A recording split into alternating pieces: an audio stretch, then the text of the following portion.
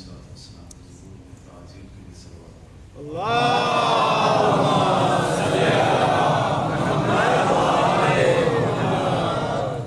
مجلس کی قبولیت کے لیے اور تمام مزیدار میں سے شہداء دنیا میں جہاں میں مزیداری میں مشغول ہیں، بالخصوص عمان میں واقع ہوا زخمی ہیں، سب مومنین کی سلامتی کے لیے محمد والے محمد صلی اللہ علیہ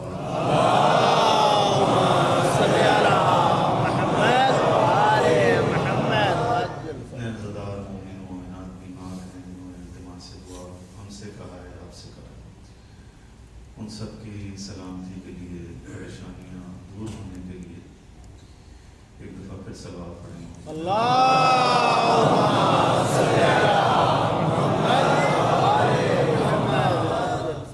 أعوذ بالله السميع العليم من الشيطان اللعين الرجيم بسم الله الرحمن الرحيم الحمد لله رب العالمين والصلاة والسلام على أشرف الأنبياء والمرسلين حبيب إله العالمين أبي القاسم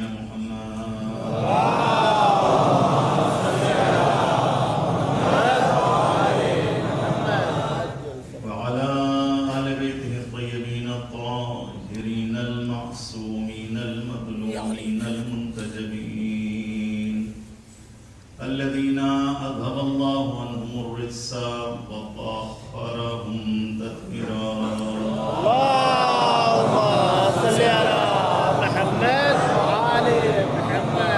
لعنة الله على أعدائهم أجمعين من يومنا هذا إلى قيام يوم الدين.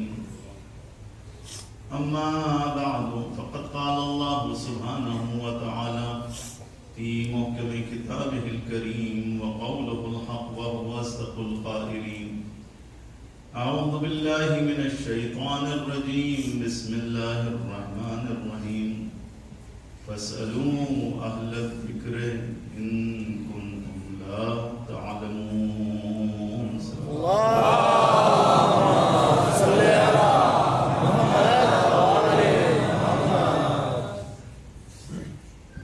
رب اشرح لي صدري ويسر لي أمري واحلل عقدة من لساني يفقهوا قولي.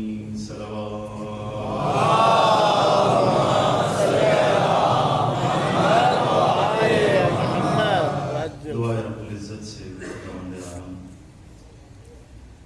عمان میں اور مومنین شہید ہوئے ان کے درجات کو بلند فرمائے اور جو زخمی ہیں انہیں صحت کاملہ و عاجلہ نصیب فرمائے. دشمنان اسلام دشمنان اہل بیت کو نابود فرمائے. جہاں جہاں زدارہ نصیب الشہداء زدائی میں مجبور ہیں آج کی شب میں اور کل، اللہ تعالیٰ ان سب کی حفاظت فرمائے.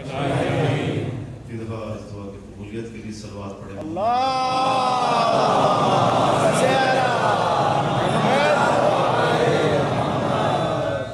حضرت محترم عرض کیا تھا کہ اللہ سبحانہ وتعالیٰ نے اہل ذکر کو جو علم عطا فرمایا ہے وہ عام انسانوں والا علم نہیں، یعنی علم حصولی نہیں ہے، علم حضوری ہے، علم لدنی ہے. اللہ اس علم کو خاص طریقے سے اپنے آسمانی رہبروں کو عطا فرماتا ہے. یہ کسبی نہیں ہے، یہ عطائی ہے، اہدائی ہے. اللہ ہدیہ کرتا ہے، اللہ عطا کرتا ہے. اور ائمہ معصومین علیہ السلام کی بہت ساری روایات خود حضور اکرم صلی اللہ علیہ وآلہ وسلم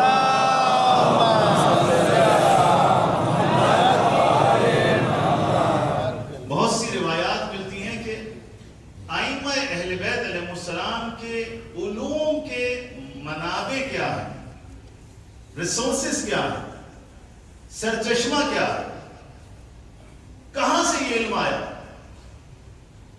کیوں علی ابن ابی طالب سے جب سوال کیا جاتا ہے علی سوچتے ہی نہیں، علی سوچتے ہی نہیں. تو یہ علی کیوں نہیں سوچتے؟ یہ کیسا علم ہے؟ ہر انسان کو کچھ وقت چاہیے ہوتا ہے جواب دینے کے لیے، لیکن علی کیا، اولاد علی بھی 12 کے 12 امام سب کے سب ایسے ہی علی ہیں، ایسے ہی علم وافر کے حامل ہیں. اور جب کسی نے میرے مولا امیر المومنین علی ابن ابی طالب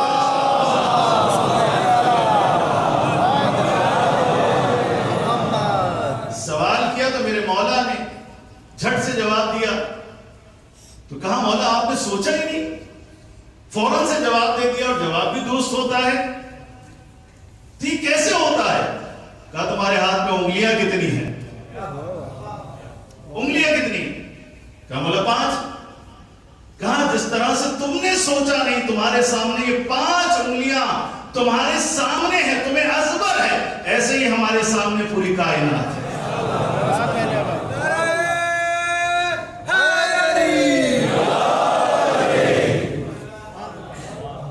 اہل بیت علیہ السلام کے جو منابع ہیں وہ اس طرح کے ہیں.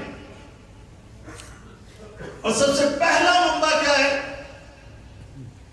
خود قرآن حکیم ہے.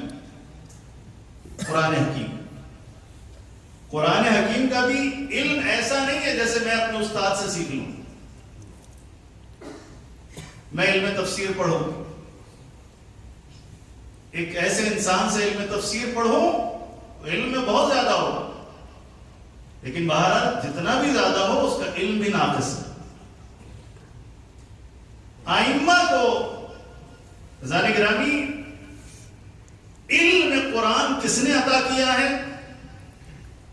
ائمہ کو علم قرآن خود حضرت رب نے عطا فرمایا، خود خدا نے عطا فرمایا. اسی لیے ائمہ اطہار علیہ السلام حقائق قرآن کے حامل، حقیقت قرآن سے آشنا، قرآن کی تعویلات کو جانتے ہیں. ہم ظاہر قرآن کو سمجھتے ہیں، وہ باطن قرآن کو سمجھتے ہیں. وہ باطن قرآن کو، وہ جو 7 بطون ہیں قرآن کے، وہ سب کے سب آل رسول کے لیے عیاں ہیں، آشکار ہیں. اور میں یوں کہوں کہ اگر حقیقت قرآن کو مجسم دیکھنا چاہتے ہو تو آل رسول کو دیکھو، 12 اماموں کو دیکھو. یہ مجسم حقیقت قرآن، حقیقت قرآن. ان کا ہر فعل، ہر گفتار تفسیر قرآن، ہر فعل، ہر گفتار، ہر جملہ، ہر ایکشن، یہ کیا ہے؟ تفسیر قرآن، تفسیر عملی قرآن. لہذا حقیقت قرآن کون جانتا ہے؟ چھٹے امام حضرت امام جعفر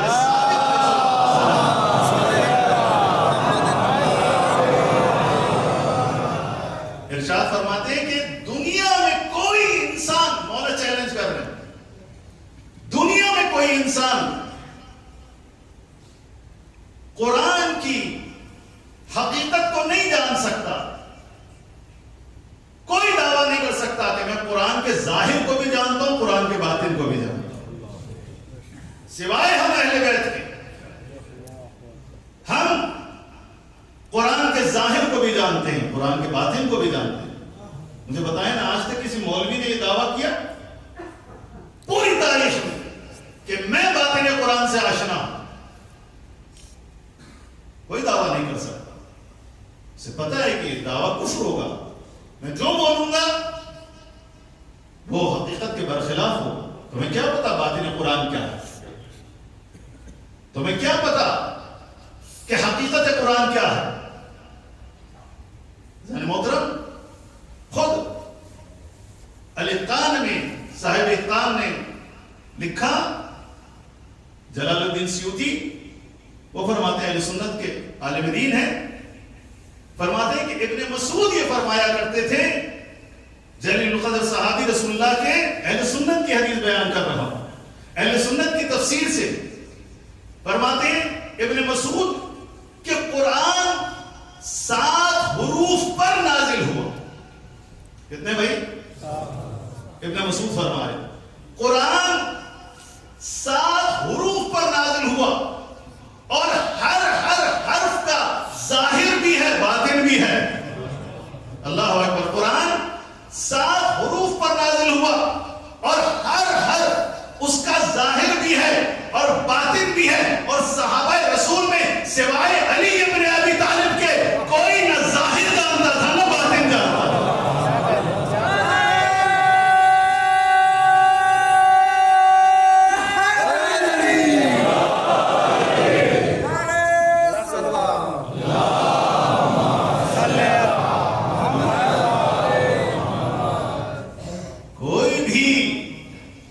ظاہر و باطن کا علم نہیں رکھتا سوائے علی ابن ابی طالب کے، اور کسی نے یہ دعویٰ نہیں کیا. آپ دیکھ لیجئے کسی صحابی نے یہ دعویٰ نہیں کیا، اور یہ ہم تو نہیں کہہ رہے، آپ اپنی کتابیں کھنگال کے دیکھیں، کسی صحابی نے یہ دعویٰ نہیں کیا کہ میں ظاہر و باطن کا علم رکھتا ہوں. قرآن کی کتابیں لائی کے ہر حقیقت کا علم رکھتا ہوں سوائے آل محمد کے، سوائے علی ابن ابی طالب کے.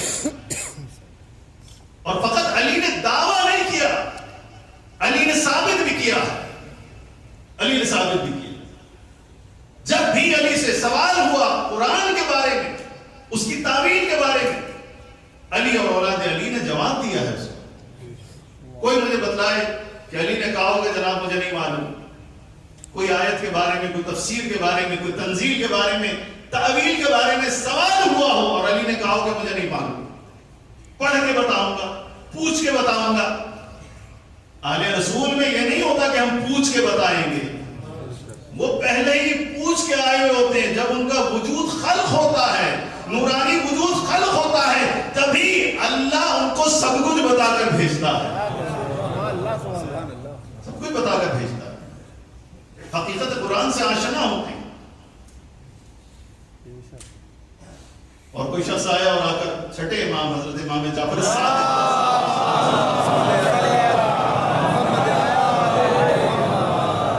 مولا یہ جو قرآن میں آیت ہے قل کفا باللہ شہیدا بینی و بینکم ومن عنده علم الکتاب، مولا یہ علم الکتاب کس کے پاس ہے؟ کون ہے جس کے پاس پوری کی پوری کتاب کا علم ہے؟ کہ واللہ وہ ہم ہیں، ہم ہیں، ہم آل محمد ہیں جنہیں اللہ نے پوری کی پوری کتاب کا علم عطا فرمایا ہے. اللہ اکبر. پوری کتاب کا علم. آصف ابن برقیہ کو تھوڑی سی کتاب کا علم حاصل ہوا. علم من الکتاب، تھوڑی سی کتاب کا علم عطا ہوا. تو سلیمان نے کہا کہ کون ہے کہ جو تخت بلقیس کو یمن سے اٹھا کر فلسطین لے کر آئے گا؟ ایک دن آگے بڑھ کر کہتا ہے سلیمان آپ ابھی ممبر سے کھڑے نہیں ہوں گے، میں تخت بلقیس لے کر آ جاؤں گا. کہا نہیں بڑی دیر ہے. آصف ابن برقیہ کھڑے ہوتے ہیں، کہتے ہیں کہ یا نبی اللہ مجھے اجازت دیجئے. پلک جھپکنے سے پہلے قرآن کہہ رہے جس کے پاس تھوڑا سا علم تھا اس نے یہ کہا کہ آپ کی پلک جھپکنے سے پہلے تخت بلقیس کو یمن سے اٹھا کر فلسطین لے کر آ جاؤں. اللہ اکبر. علم من الکتاب، جس کے پاس کتاب کا تھوڑا سا علم تھا اس کے پاس اتنی طاقت تھی، تو سوچو جس کے پاس پوری کتاب کا علم ہوگا.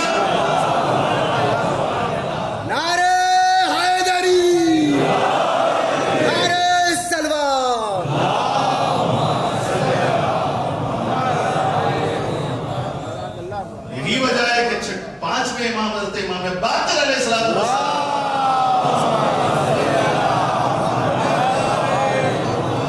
خدمت اقدس میں مدینے میں ایک شخص آیا کوفے والا، اور کہا کہ مولا حج کر کے آنا. میں جا رہا تھا، میں نے سوچا آپ کی زیارت کروں.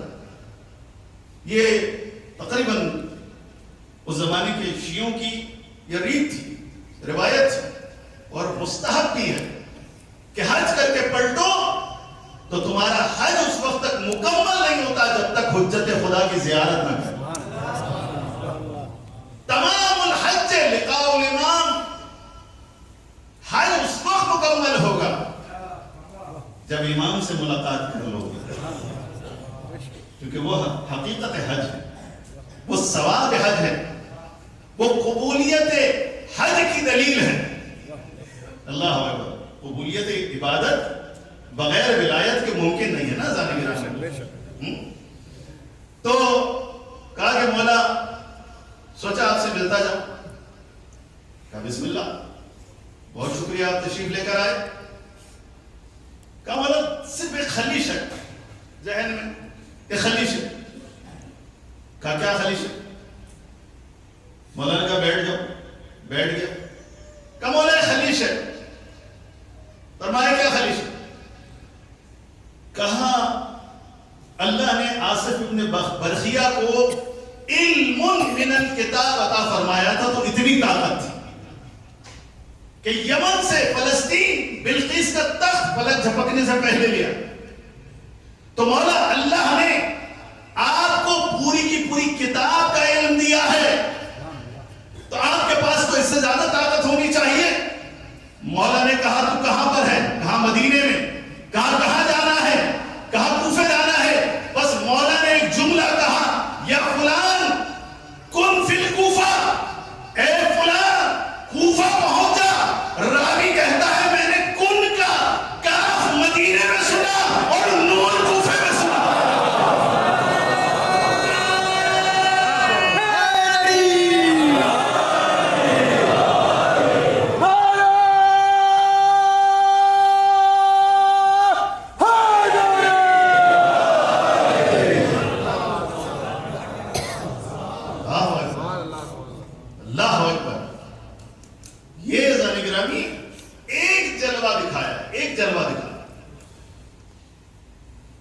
اللہ نے کائنات کو مسخر کیا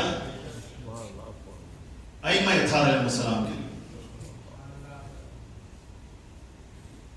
لہذا پوری کتاب کا علم صرف آل رسول کے پاس ہے۔ کوئی دعویٰ کرے، پوری تاریخ میں کسی نے دعویٰ کیا کہ میرے پاس پوری کتاب کا علم، حتیٰ ظاہر کتاب کا، باطن تو چھوڑو، کسی عالم نے، کسی صحابی نے، کسی فقیہ نے، کسی مجتہد نے آج تک یہ جرت نہیں کی کہ وہ کہے کہ میرے پاس پوری کتاب کا علم ہے، سوائے آل رسول۔ یہ آل رسول کی حقانیت کی دلیل ہے، یہ ان کے آسمانی ہونے کی دلیل ہے، یہ ان کے نمائندہ الہی ہونے کی دلیل ہے، یہ ان کے ہادیان برحق ہونے کی دلیل ہے، یہ ان کے حجت خدا ہونے کی دلیل ہے۔ جانے محترم، کوئی عام شخص یہ دعویٰ نہیں کر سکتا، اور فقط دعویٰ نہیں ہے، جو بولتے ہیں کر کے بھی دکھاتے ہیں۔ فقط دعویٰ نہیں ہے کہ ممبر سلونی پہ بیٹھ گئے پوچھو اور اس کے بعد جب سوال ہوا تو کہہ جی سوچ کے بتا دو۔ ایسے نہیں تھے علی، نہ اولاد علی ایسے۔ محترم، پوری کتاب کا علم آل محمد کے پاس، ظاہر و باطن کا علم آل رسول کے پاس، اور وما یعلم تاویلہ الا اللہ والراسخون فی العلم۔ اس کا مطلب یہ ہے کہ کچھ لوگ ہیں اللہ کے ساتھ جنہیں تاویل قرآن کا علم آتا ہے، ورنہ اللہ کہتا ہے جو بھی قرآن پڑھے گا اسے تاویل آنی چاہیے، آتی ہوگی اس کو۔ اللہ نے یہ نہیں کہا کہ سب کو آتی، بلکہ کہا وما یعلم تاویلہ الا اللہ والراسخون فی العلم۔ اللہ ہے اور ایک گروہ ہے کہ جسے قرآن کی تعویل کا علم ہے۔ کس نے آج تک دعویٰ کیا کہ ہمارے پاس تعویل کا علم ہے؟ کس صحابی نے دعویٰ کیا؟ کس صحابیہ نے دعویٰ کیا سوائے آل رسول کے؟ چھٹے امام حضرت امام جعفر صادق علیہ السلام.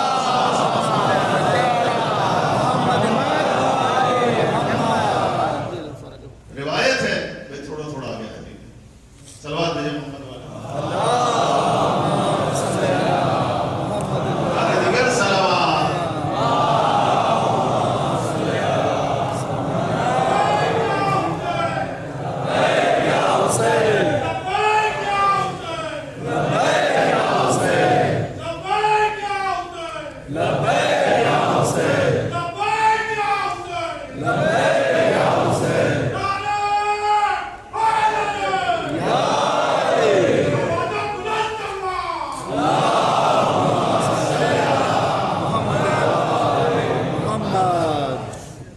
چھٹے امام ارشاد فرما رہے ہیں کہ نحنو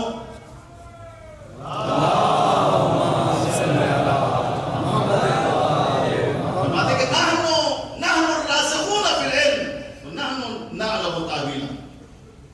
ہم راسخون فی العلم ہیں, ہم قرآن کو جانتے ہیں, ہم قرآن کی حقیقت سے آگاہ ہیں, ہم قرآن کے ظاہر و باطن سے آگاہ ہیں, ہم تعویل قرآن سے آگاہ ہیں, ہم بطون قرآن سے آگاہ ہیں,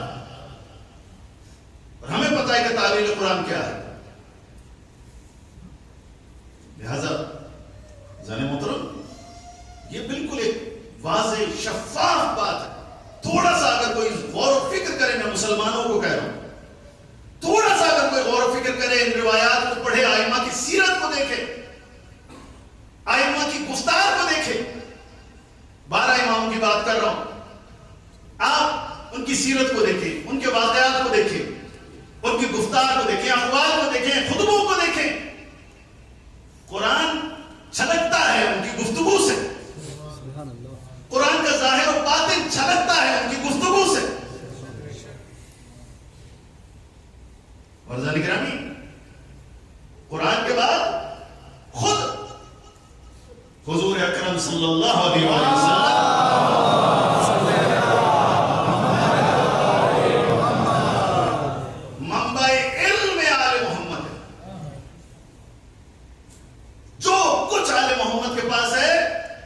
وہ سب رسول کا دیا ہوا ہے. یاد رکھیے کہ چینل کیا ہے, اللہ یا ڈائریکٹ دے رہا ہے یا جبرائیل کے ذریعے سے دے رہا ہے. اصل چینل کیا ہے؟ رسول اللہ صلی اللہ علیہ وسلم.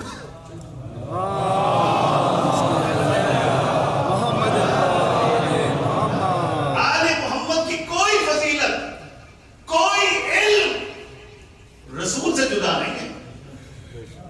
چینل وہی ہے, وہاں سے ہو کے ہر چیز یہاں پہنچے گی. وہ یہ نہ سمجھے کہ اللہ کے رسول کے پاس شاید کوئی ایسی فضیلت ہو, یا علی کے پاس کوئی ایسی فضیلت ہو جو رسول کے پاس نہ. امام جعفر صادق علیہ السلام کے پاس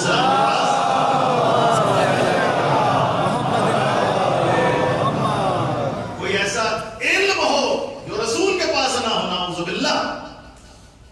ہمارا یہ دین نہیں ہے.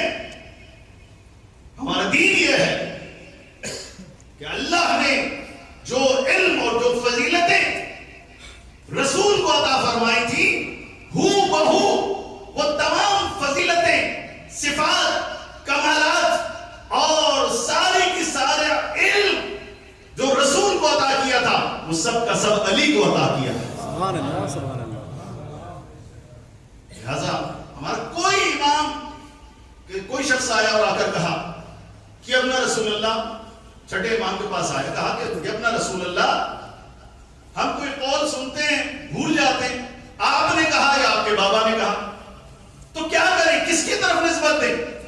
تو میرے مولا نے ارشاد فرمایا, سنیں گے علی والے, مولا نے ارشاد فرمایا کہ دیکھو جب بھی ہم سے کوئی قول سنو تو بلا جھجک کہہ دیا کرو قال رسول اللہ. میرے بابا کی طرف بھی نسبت نہ دو, میری طرف بھی نسبت نہ دو. اگر قال صادق ہے تو سمجھو قال رسول اللہ ہے. ہم کوئی بات اپنی طرف سے نہیں کرتے, جو کرتے ہیں ہم رسول اللہ ہے, رسول اللہ کی طرف سے. اور اگر ہم اپنی طرف سے کوئی بات کریں تو ہم ہلاک ہو جائیں, ہم ہلاک ہو جائیں.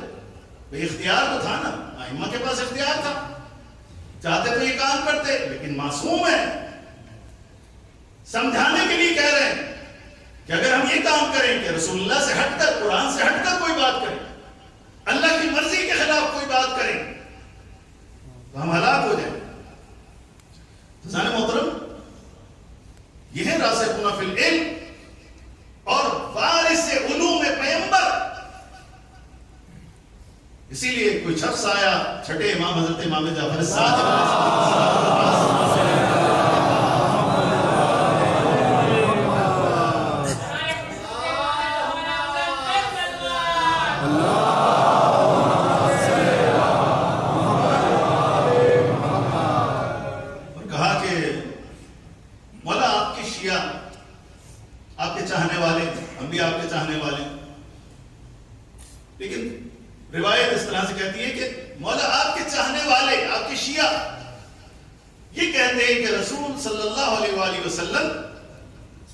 اپنے آخری وقت میں علی کو اپنی بارگاہ میں بلاتے ہیں اور علی کے سر پہ کملی ڈالتے ہیں، چادر ڈالتے ہیں اور بڑی دیر تک کچھ کہتے رہتے۔ مولا علی نے فرمایا کہ رسول اللہ صلی اللہ علیہ وآلہ وسلم نے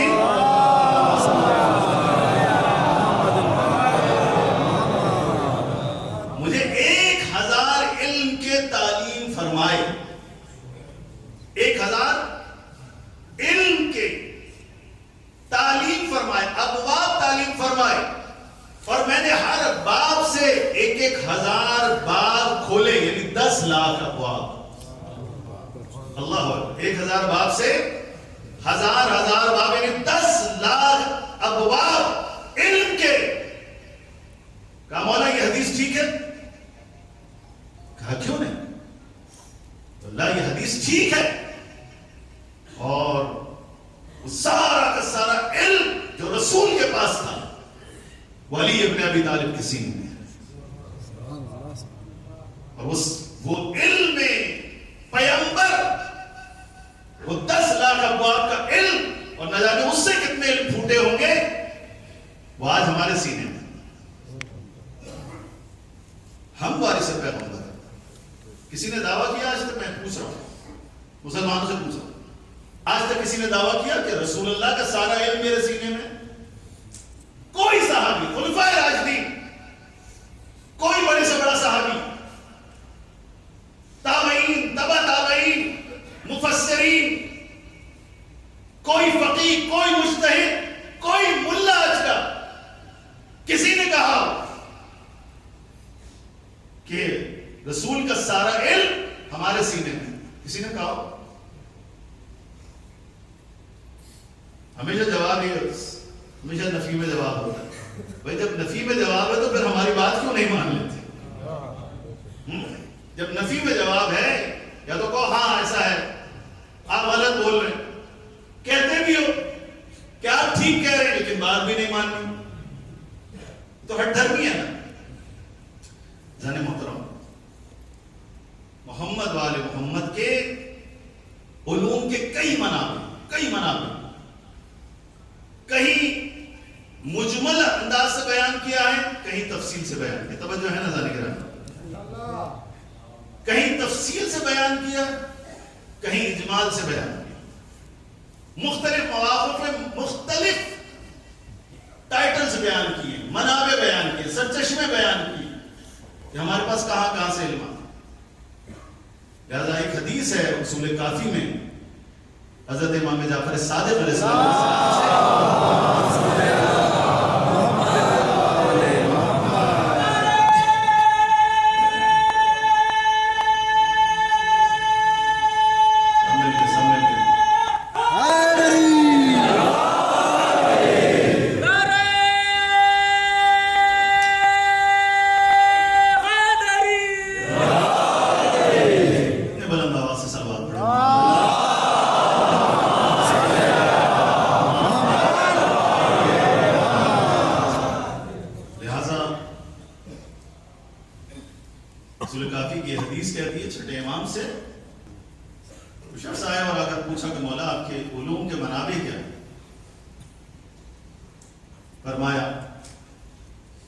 عندنا علم غابر ومزبور ونقط فی القلوب ونقر فی الاسماء. اور فرمایا کہ عندنا الجفر الابیض والجفر الاحمر وعندنا صحیفہ فاطمیہ وعندنا صحیفہ امیر المومنین. اللہ صلوات بھیجیں محمد علیہ.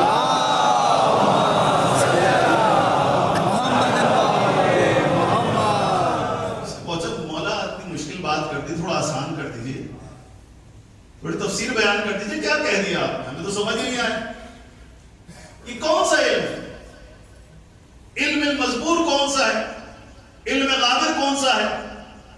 کہا دیکھو یہ جو علم غابر ہے یہ آئندہ کا علم ہے, مستقبل کا علم ہے. تا قیام قیامت ہمارے سینے میں مستقبل کا علم ہے, کیا ہونے والا ہے, کیا ہونے جا رہا. تا قیامت اس سب کا علم اللہ نے ہمیں عطا فرمایا. فرمایا مولا علم مزبور کیا ہے؟ کہا کہ علم مزبور ماضی کا علم ہے. ماضی کا علم کب سے ماضی کا علم ہے؟ حضرت آدم تک نہیں بھائی, حضرت آدم سے بھی پہلے, اس سے بھی پہلے, جب سے اللہ نے رسول کے نور کو خلق کیا ہے اور اس کے وسیلے سے آل محمد کے نور کو خلق کیا ہے اور پوری کائنات کے نور کو خلق کیا ہے, اس سب کا علم آل محمد کے پاس ہے. بھائی جس کے سامنے پوری کائنات تخلیق ہوئی ہو,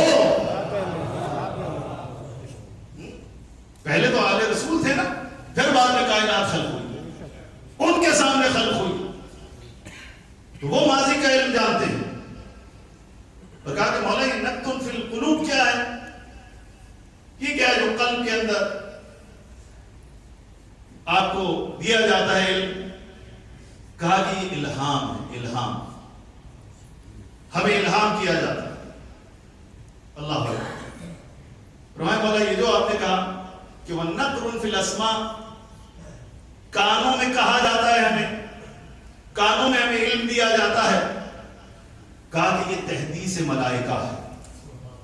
اللہ اکبر. یہ ملائکہ کی گفتگو ہے جو ملائکہ ہمارے کانوں میں آ کر کرتے ہیں.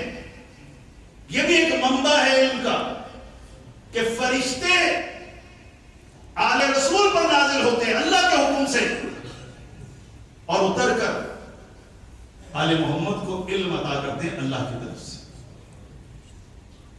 اور یہاں بار بار میں عرض کر چکا ہوں, فرشتوں کے نازل ہونے کا مطلب یہ نہیں جو ہمارے اوپر الزام لگایا جاتا ہے کہ یہ ختم نبوت کے مخالف ہے. نہیں, ہم ختم نبوت کے نہیں, ہم سب سے بڑے ختم نبوت کے حامی ہیں. اور جن لوگوں نے ختم نبوت کے خلاف کوئی تحریک چلائی تھی تو اس کے سب سے بڑے مخالف ہم آل محمد کے چاہنے والے تھے. ہم نے سب سے بڑا اسٹینڈ لیا تھا.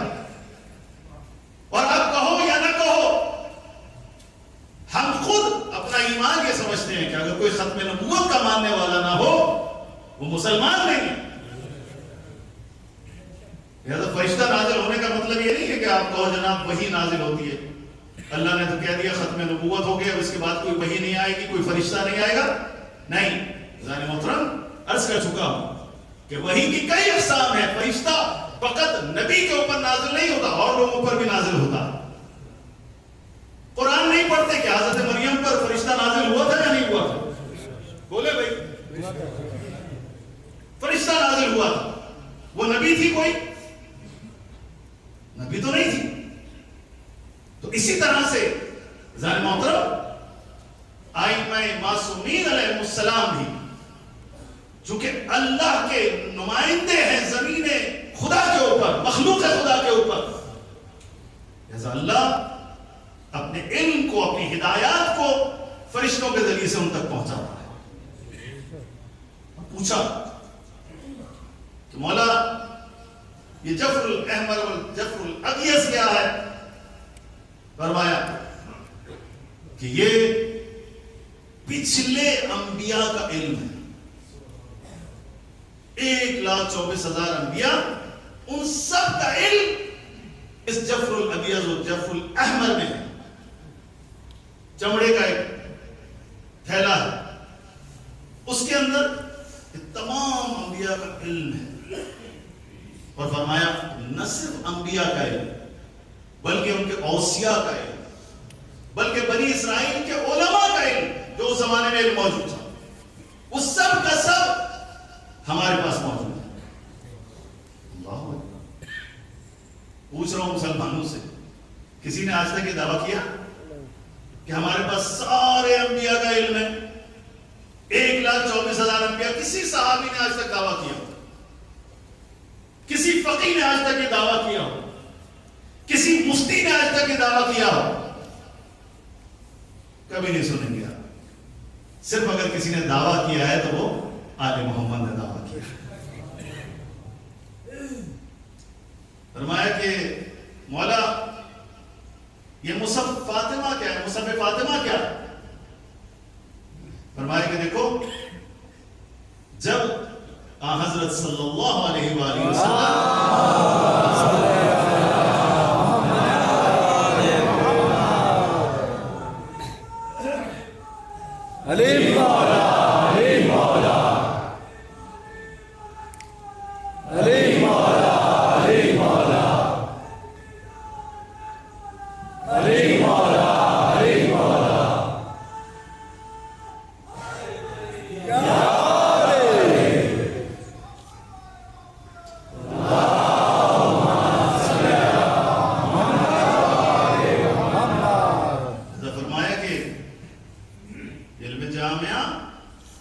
مصحف فاطمہ یہ کیا ہے؟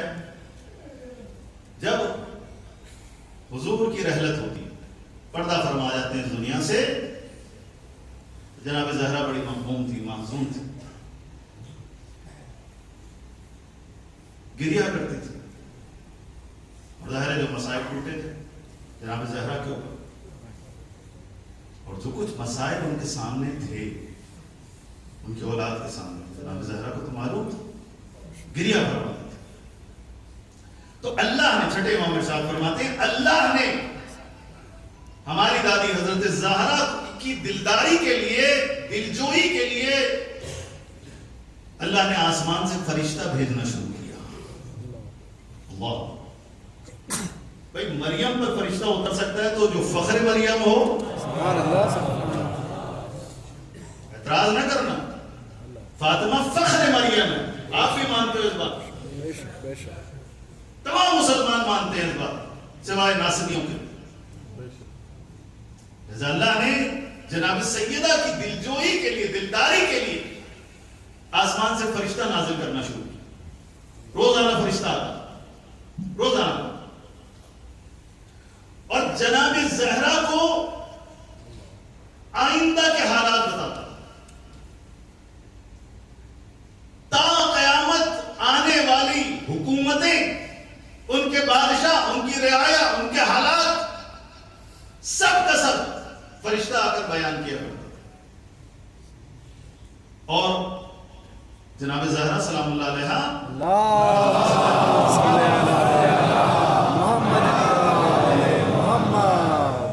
کیا کرتی تھی؟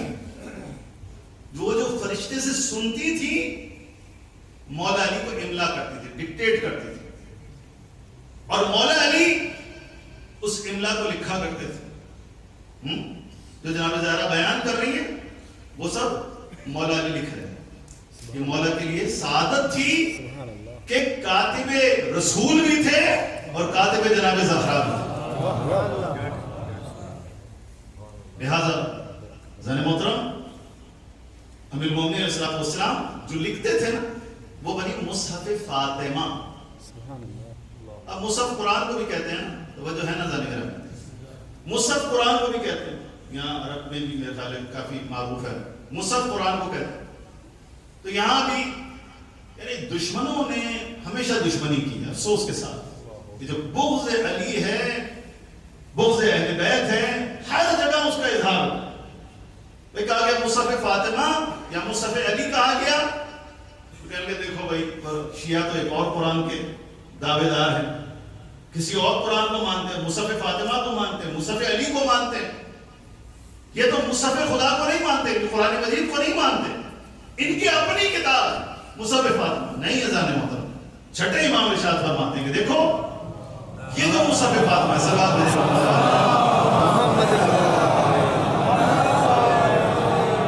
یہ جو مصحف فاطمہ ہے یہ 4 برابر قرآن کی، قرآن کا جتنا تھکنس ہے، جتنا حجم ہے، اس سے 4 برابر ہے۔ ایسے کہ قرآن نہیں ہے، اور اس میں کیا ہے؟ آئندہ آنے والے حالات۔ کہا آخری تو سب کی زحمت تمام مولا یہ جامعہ کیا ہے؟ کہا جامعہ یعنی مصحف فاطمہ بھی ہمارے پاس ہے، منبع علم سرچشمہ علوم آل محمد مصحف فاطمہ، اور کہا کہ علم جامعہ ہمارے پاس ہے۔ کہا مولا علم جامعہ کیا ہے؟ فرمایا کہ رسول اللہ صلی اللہ علیہ وآلہ وسلم نے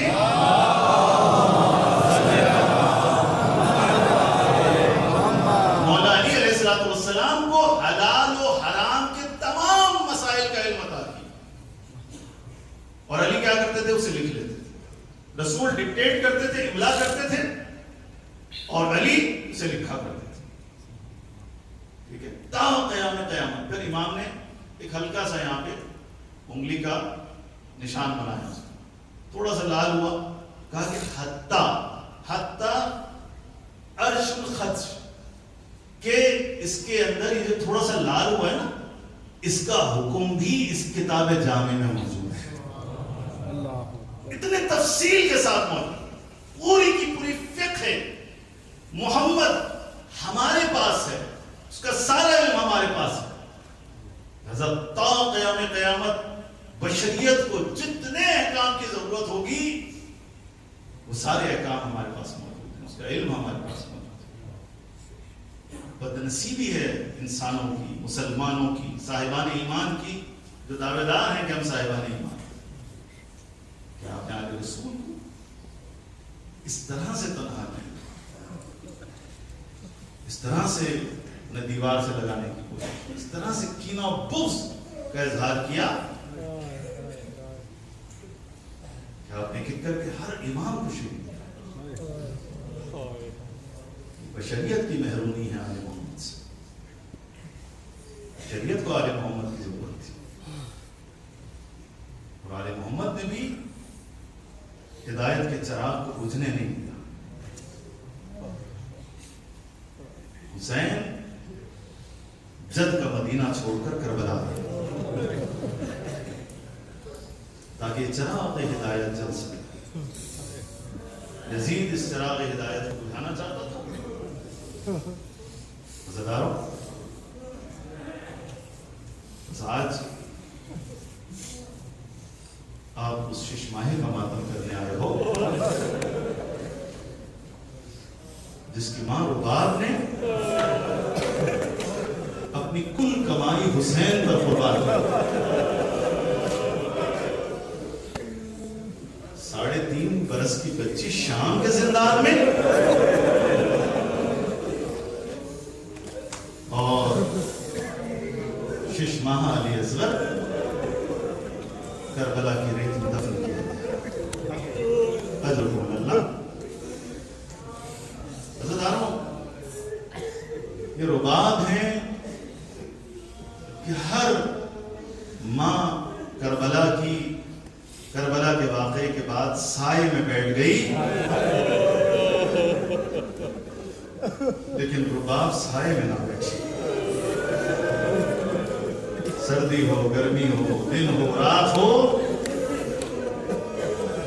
رباب ہمیشہ سورج کے نیچے، تپتی دھوپ کے نیچے جب پوچھا جاتا تھا رباب اب بس کر دیجئے، بس کر دیجئے، اب سائے میں چلی جائیے۔ واقعی کربلا کو سال گزر گیا ہے۔ جانتے ہو جو ماں یہاں بیٹھی ہے جن کے گودوں میں چھوٹے چھوٹے بچے ہیں، میں رباب کہا کرتی تھی میرا علی اصغر کربلا کی تپتی ریت میں دفن ہے،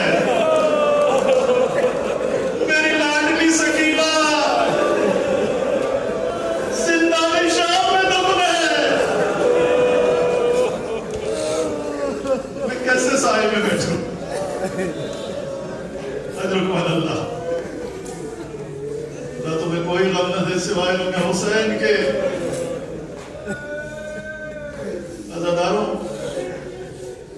بس دیکھو جب نامہ تمام ہوتا ہے نا، نامہ تمام ہوتا ہے تو نامہ تمام لیٹر جب لکھا جاتا ہے تو اسے معتبر کرنے کے لیے آخر میں مہر لگائی جاتی. لیٹر بڑا ہوتا ہے، مہر چھوٹی سی ہوتی ہے. تو کربلا کا جو محضر شہادت نامہ تھا نا، اس میں ایک چھوٹی سی مہر علی اصغر کے لیے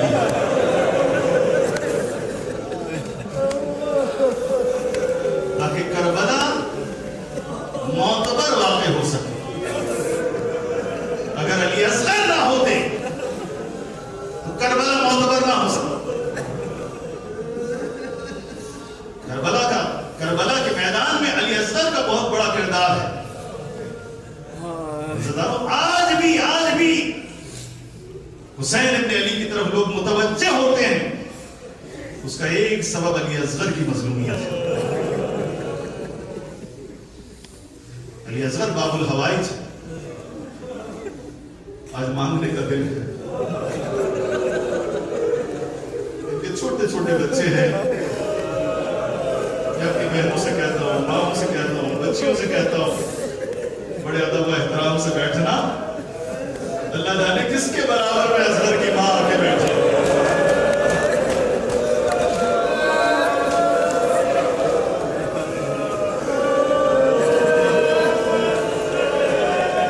اللہ آپ کی گودیاں سلامت رکھے. قربان کی گودی اجڑ گئی، تیری ماں بھی اجڑی ہے، کوکھ بھی اجڑی.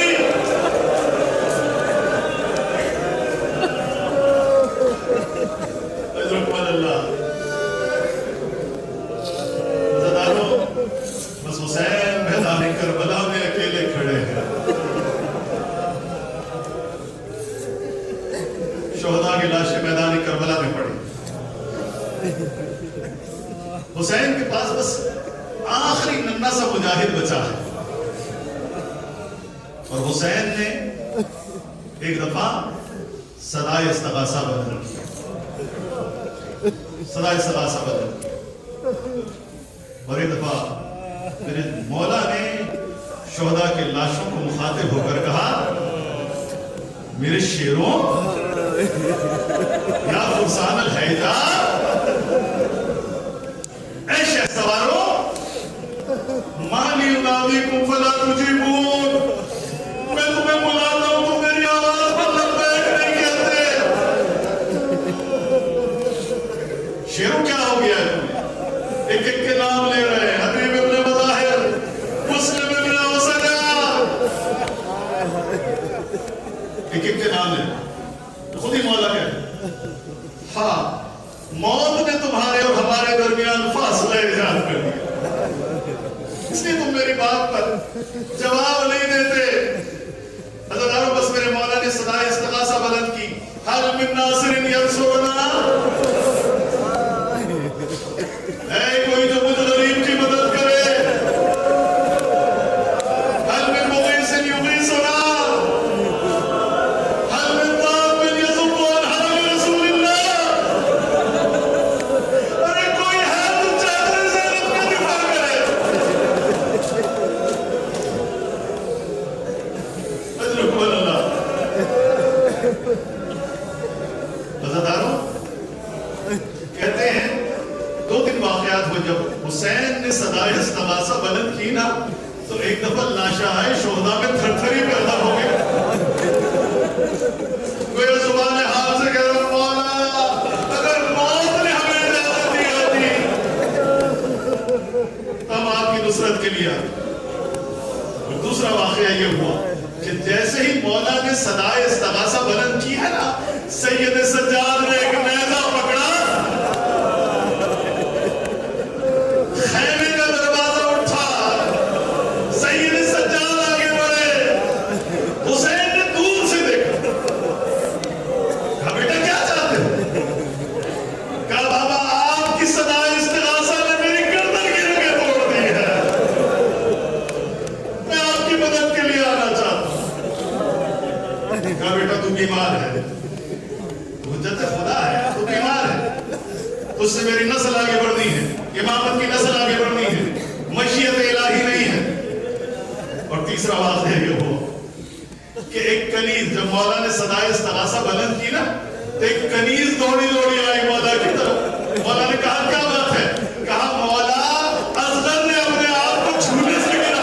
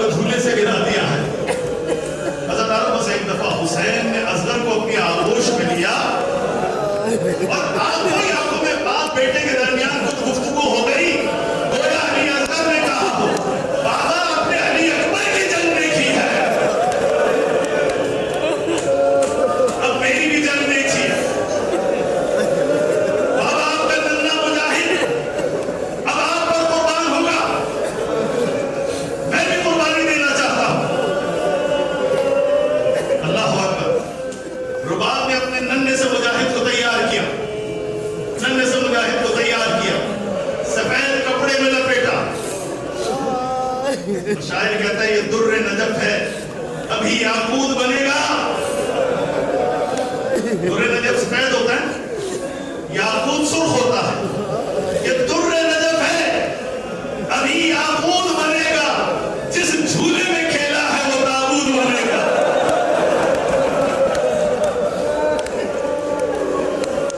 کیا سنا زدار تم نے؟ یہ علی کا در نجف ہے جو یاقوت بننے جا رہا ہے، اور رباب تیرے اصغر کا جھولا تابوت بننے جا رہا ہے۔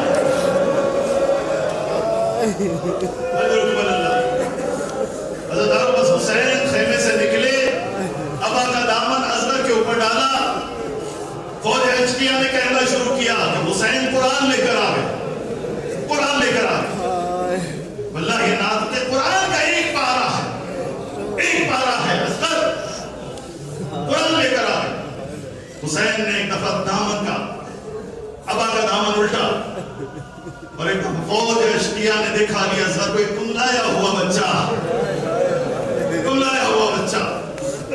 حسین حجت تمام کر رہے ہیں، اے فوج اشکیا اگر تمہاری نگاہ میں میرا کوئی جرم ہے تو اس ششماہی نے تو کوئی جرم نہیں کیا،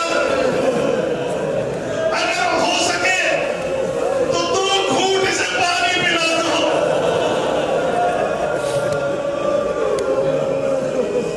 مائیں میری بیٹھی ہے، میں ان سے پوچھتا ہوں ایک 6 مہینے کا پیاسا بچہ کتنا پانی پی لیتا؟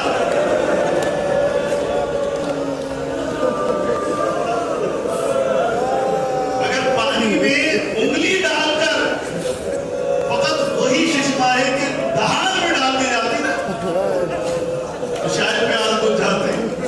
اللہ اکبر۔ عزاداروں، حسین کو کوئی جواب نہ ملا، زمین پر اصغر کو لٹا دیا۔ ریت پر رباب کا علی اصغر، اللہ جانے ماں نے جب یہ منظر دیکھا ہوگا، رباب کے دل پر کیا گزری ہوگی۔ عزاداران سید الشہداء، بس حسین نے اصغر کو آغوش میں لیا، اور ایک دفعہ حجت خدا نے اصغر سے کہا اصغر ان پر حجت تمام کر دو۔ اصغر نے اب حملہ کرنا شروع کیا